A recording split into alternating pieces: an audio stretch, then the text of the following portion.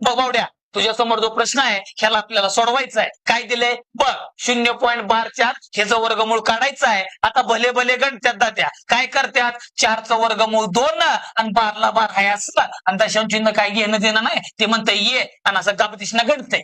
काय जर म्हणले हे नाही तर मग 0.2 घे, अजिबात नाही. काय बघ समजून घे.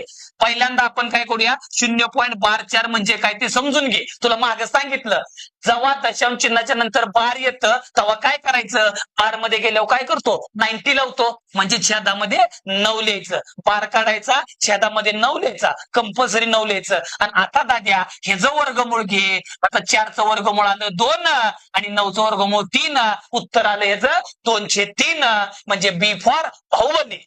भावड्या हे आलं माझं, मग एक माझं तर एक तुझं. मग जे काय उत्तर येणार दादा कमेंट बॉक्स मध्ये फेकून दे. व्हिडिओ आवडला तर लाईक कर, शेअर कर. धन्यवाद. जय महाराज.